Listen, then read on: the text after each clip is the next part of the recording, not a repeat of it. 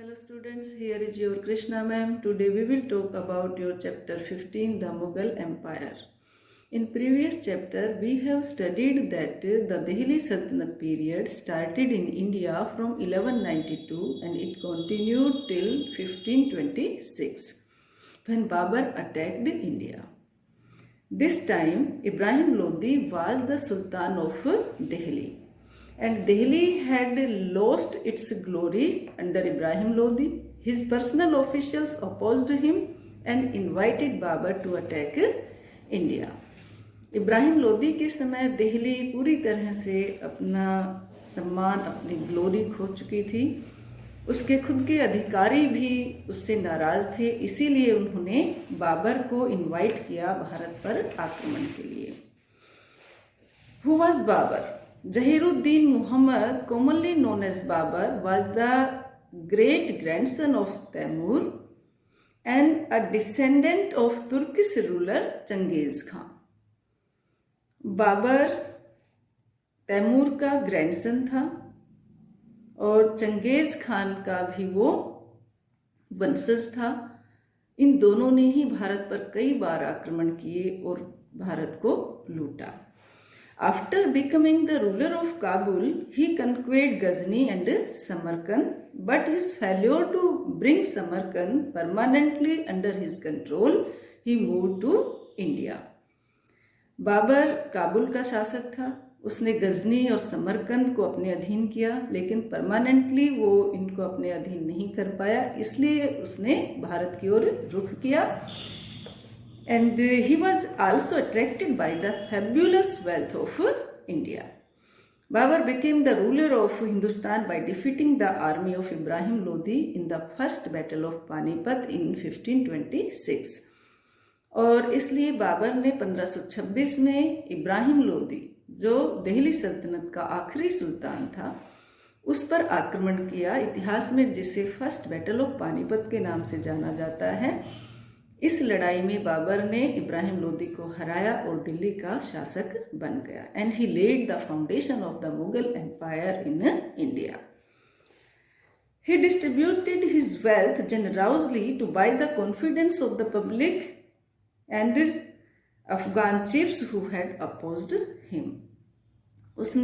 बाबर ने भारत में बहुत ही उदारता से यहाँ के लोगों में, अफगान मुखियाओं में धन बांटा ताकि वो सभी उसके फेवर में आए। And he also defeated Rana Sanga in the battle of Khanwa in 1527. He was a very learned scholar and he wrote Baburnama और तुझके बाबरी इन तुर्किश. बाबर केवल एक बहुत महान योद्धा ही नहीं था, बल्कि एक विद्वान भी था। उन्होंने बाबरनामा या तुझके बाबरी नाम की एक पुस्तक लिखी थी, जिसमें उसने अपने जीवन से संबंधित प्रमुख घटनाओं का उल्लेख किया है। Next, Humayun. Nasiruddin Muhammad Humayun was the eldest son of Babur. Humayun had inherited an empty treasury. He had to face opposition from his brothers, relatives, Afghans and Rajputs. He multiplied his problems with his own follies. He was addicted to opium. He lacked military ability. Humayun जब गद्दी पर बैठा तो बहुत सारी समस्याएं थी। 1530 में बाबर की मृत्यु हुई तो उसका सबसे बड़ा बेटा हुमायूं गद्दी पर बैठा। उस समय खजाना पूरी तरह से खाली था। एक तो बाबर 4 साल लगभग भारत में रहा, उन 4 सालों में वो युद्धों में लगा रहा, फिर धन भी बड़ी उदारता से उसने यहाँ बांटा, इस वजह से खजाना हुमायूं को खाली मिला। दूसरा, उसे अपोज सहन करना पड़ा अपने खुद के भाइयों से, अफगानों से, राजपूतों से। फिर वो खुद भी एक मूर्ख ही था, अफीम का भी आदी था, मिलिट्री एबिलिटी भी उसमें नहीं थी, और इससे भी अधिक उसका सबसे बड़ा शत्रु था यहाँ Sher Shah Suri.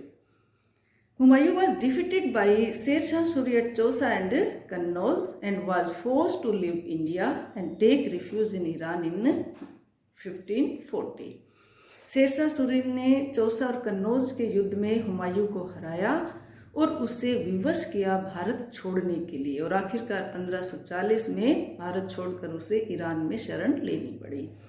After 15 years, Humayun defeated Sikandar Suri, a weak successor of Sher Shah Suri, and restored the Mughal Empire in India once again.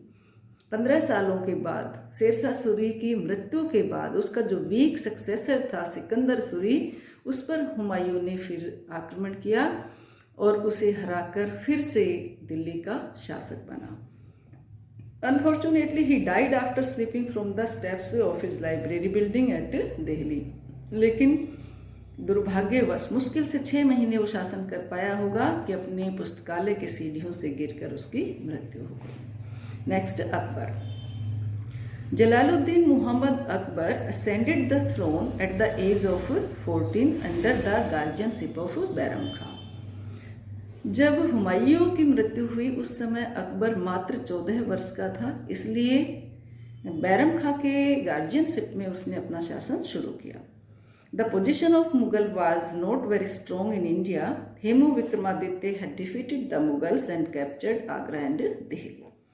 In the second battle of Panipat, the Mughals under the leadership of Bairam Khan defeated Hemu in 1556. जब अकबर दिल्ली का शासक बना उस समय यहाँ इतनी strong position नहीं थी, इसलिए हेमू विक्रमादित्य ने दिल्ली और आगरा को कैप्चर किया। परंतु 1556 में हेमू विक्रमादित्य को हराकर अकबर ने फिर से दिल्ली और आगरा को अपने अधीन कर यहाँ का शासक बना। And this made Bairam Khan enjoy position of respect and power. और ये जो पानीपत की सेकेंड लड़ाई में जो अकबर की जीत हुई थी, ये बैरम खां के नेतृत्व में हुई थी, इसलिए बैरम खां की रिस्पेक्ट अब बहुत ज़्यादा बढ़ गई थी। But slowly differences develop between Akbar and Bairam Khan. लेकिन धीरे धीरे अकबर और बैरम खां के बीच डिफरेंसेस बढ़ते चले गए, क्योंकि अकबर अब जवान हो रहा था और उसे बैरम खां का इंटरफेरेंस पसंद नहीं आ रहा था। इसलिए उसने क्या किया, 1560 में बैरम खां को ज़बरदस्ती मक्का की हज यात्रा के लिए भेजा और रास्ते में ही उसको मरवा दिया। अकबर सेटअप इबादत खाना एट फतेहपुर सीकरी, फिर religious discussions were held every Friday evening. Akbar क्योंकि उसने एक रिलीजियस टॉलरेंस की नीति अपनाई थी, सभी धर्मों के प्रति वो आदर रखता था, उसने एक इबादत खाना बनवाया जहाँ हर धर्म के लोगों को इनवाइट किया जाता था डिस्कशन के लिए। ही स्टार्टेड दीन इलाही इन 1582 और 1582 में इसने दीन इलाही की स्थापना की, जो एक ऐसा धार्मिक संप्रदाय था जिसमें सभी धर्मों की अच्छी बातों को शामिल किया गया था। इन 1605 अकबर पास्ट अवे और 1605 में अकबर की मृत्यु हुई। Next, Jahangir. Akbar was succeeded by his son Muhammad Sultan Salim. He ascended the throne in 1605 at the fort of Agra and assumed the name Jahangir. Akbar की मृत्यु के बाद उसका बेटा जहांगीर शासक बना 1605 में। And Jahangir consolidated his territories and developed the administrative system that was introduced by his father. और उसने अपने फादर के द्वारा जो एडमिनिस्ट्रेटिव सिस्टम शुरू किया गया था उसको काफ़ी स्ट्रॉन्ग किया। And the court culture of the Mughal florist under his rule. He had a keen interest in gardens and Mughal painting reached its zenith during his time. And Jahangir died in 1627 due to excessive drinking, and his son Shah Jahan succeeded the throne. 1627 में जहांगीर की मृत्यु हो गई, उसके बाद उसका बेटा शाहजहां शासक बना। Shah Jahan. Khurram the third son of Jahangir took the title of Shahjahan. Under Shah Jahan, the Deccan policy of the Mughals entered a new phase. He annexed Ahmednagar and Daulatabad. He forced the rulers of Bijapur and Golconda to accept his supremacy. Jahangir के बाद उसका बेटा शाहजहां दिल्ली का शासक बना और उसके समय में जो मुग़ल शासन था उसमें दक्कन पॉलिसी काफ़ी इम्पोर्टेंट रही। अब पूरे दक्षिण भारत तक भी शाहजहां ने अपने साम्राज्य का विस्तार किया। And the Mughal Empire reached its greatest prosperity during the reign of Shahjahan. Shahjahan के समय में ही मुगल साम्राज्य सबसे ज़्यादा समृद्ध हुआ. The Peacock Throne, the Taj Mahal at Agra, the Red Fort and the Jama Masjid in Delhi also constructed by Shah Jahan, and that is why he is known as the Engineering King. Shahjahan ने बहुत सारी ये building बनवाई है, इसीलिए उसे engineer king कहा गया. Now Aurangzeb. After capturing Agra, Aurangzeb crowned himself as the emperor and he assumed the title of Alamgir. Shah Jahan 1657 में अचानक बीमार पड़ गया और उसके बाद उसके चारों बेटों में शासन के लिए षड्यंत्र शुरू हुए. शाहजहां के 4 बेटे थे, दारा, शुजा, मुराद और औरंगजेब, जिनमें औरंगजेब सबसे छोटा था लेकिन सबसे ज़्यादा एम्बिशियस. उसने अपने तीनों बड़े भाइयों को मरवा दिया. औरंगजेब आगरा का शासक बना and his rule was a period of ceaseless wars in different part of India. और औरंगजेब का जो शासन है वो सीजलेस वार का रहा, क्योंकि Aurangzeb was a stench Muslim and he adopted the policy of religious intolerance. उसने धार्मिक असहिष्णुता की नीति अपनाई. वो एक कट्टर मुसलमान था. अन्य धर्म के लोगों को उसने कोई रिस्पेक्ट नहीं दी, उनके धर्मों को कोई रिस्पेक्ट नहीं दी, यहाँ तक कि जजिया कर भी उसने लगाया यहाँ पर. एंड इसी वजह से राजपूत हैं, चाहे अफगान्स हैं, चाहे सिख हैं, सभी औरंगजेब से नाराज थे. और यही कारण है कि उसके पूरे शासनकाल में वो हमेशा युद्धों में ही उलझा रहा. And he died in 1707. He was the last powerful Mughal ruler. 1707 में औरंगजेब की मृत्यु हुई और मुगल साम्राज्य का वो अंतिम शक्तिशाली शासक था. Though Mughal Empire survived till 1857, its ruler were the pensioners of the East India Company after 1803. यद्यपि मुगल शासक 1857 तक नाम के शासक बने रहे, लेकिन 1803 में ही ईस्ट इंडिया कंपनी ने उन्हें मात्र पेंशनर बना दिया था. लेकिन 1857 का जो रिवोल्ट हुआ उसमें जो क्रांतिकारी थे, उसमें जो विद्रोही थे, उन्होंने बहादुर शाह जफर को क्रांति का नेता चुना. और इसी कारण जब इस क्रांति को सप्रेस कर दिया गया, ईस्ट इंडिया कंपनी के द्वारा इसे ख़त्म कर दिया गया, तो बहादुर शाह जफर को ही अंग्रेज़ों ने इस क्रांति के लिए दोषी माना और उन्हें काले पानी की सज़ा देकर रंगून हमेशा के लिए भेज दिया, जहां बाद में वहीं उनकी मृत्यु हुई. Next, governance under Mughal empire. First of all, administration. Mughals established a uniform system of administration which was a combination of both Indian and Persian system. जो एडमिनिस्ट्रेशन के लिए उन्होंने सिस्टम यहाँ अडोप्ट किया वो भारत और इस्लाम दोनों से प्रभावित था. They believed in the supreme authority of the king. A strong army and efficient ministers assisted the emperor. Next, society and economy. The society was divided into 2 levels. The nobility and the high officials formed the upper class and they lived a life of luxury. The lower classes were involved in agricultural and other lowly jobs in the cities and they lived a life of miseries. Now, religion.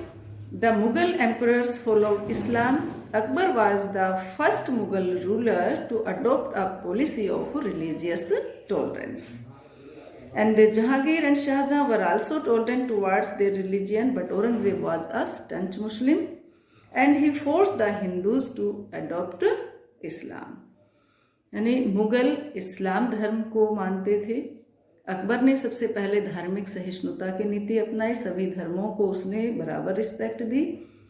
Akbar के बेटे जहांगीर के बेटे शाहजहां ने भी religious tolerance को अपनाया, लेकिन औरंगजेब एक कट्टर मुसलमान था और उसने धार्मिक असहिष्णुता को अपनाया, यहाँ तक कि हिंदुओं को उसने फोर्स किया इस्लाम धर्म अपनाने के लिए। Literature, art and architecture, all great works of Sanskrit like Rajtarangini, Ramayana, Mahabharata, Purans, etc. were translated into Arabic. Mughal rule was a golden period of music. Tansen was the famous jewel of Akbar's court. And Shah Jahan, who is known as the Engineer King, built Red Fort, Jama Masjid and the world famous Taj Mahal. Now, decline of Mughal Empire. What were the reasons for the declining of Mughal Empire? First, the religious intolerance of Aurangzeb. यानी मुगलों के पतन का सबसे पहला कारण था औरंगजेब की धार्मिक असहिष्णुता, और इसीलिए चाहे वो सिख है, चाहे वो जाट है, चाहे राजपूत है, चाहे अफगान्स हैं, सभी औरंगजेब के खिलाफ हुए और हमेशा उनके खिलाफ वो विद्रोह करते रहे। इसलिए मुगल एम्पायर औरंगजेब के बाद कमजोर होता चला गया। Second, the Mughals did not have any rule of succession. मुगलों में उत्तराधिकार के लिए कोई रूल नहीं था, इसलिए जब भी कोई मुगल एम्परर मरता था तो उसके बाद षड्यंत्र, साजिशें शुरू हो जाती थी, रक्तपात शुरू हो जाता था। Next, weak and inefficient successor of Aurangzeb. Aurangzeb तक बहुत शक्तिशाली शासक थे मुगल, लेकिन औरंगजेब के बाद उसके उत्तराधिकारी बहुत ही कमज़ोर साबित हुए, जो इतने बड़े एम्पायर को संभाल नहीं पाए। नेक्स्ट, द नोबल्स और mansabdars gradually become more powerful than the central authority. और उस समय जो सामंत बनाए जाते थे उनके पास लैंड रिवेन्यू का राइट होता था, और इसलिए कई सामंत के पास इतना धन हो जाता था कि केंद्रीय सरकार, सेंट्रल अथॉरिटी के पास भी शायद ना हो, तो जो प्रोविंसीज सेंट्रल अथॉरिटी से भी ज़्यादा ताकतवर हो जाती थी वो अपने आप को इंडिपेंडेंट किंगडम घोषित कर देती थी। And the last one, Aurangzeb remain in Deccan for almost 20 years, which gave an opportunity to governors to establish independent states. और सबसे बड़ा एक ये भी कारण रहा है मुगलों के पतन का, औरंगजेब की दक्कन पॉलिसी। पूरे दक्कन को एक्वायर करने की महत्वाकांक्षा में औरंगजेब वहाँ 20 वर्षों तक रहा, और इसलिए दक्षिण भारत में इतने लंबे समय तक रहने की वजह से उत्तरी भारत पर उसका कंट्रोल कम हुआ, और बहुत सारे जो प्रोविंसीज थी उन्होंने इस सिचुएशन का फ़ायदा लेकर अपने आप को इंडिपेंडेंट किंगडम घोषित कर दिया। So these were the reasons for the declining of Mughal empire. This was all about your this chapter बेटा। Goodbye, take care, let we see in the next one.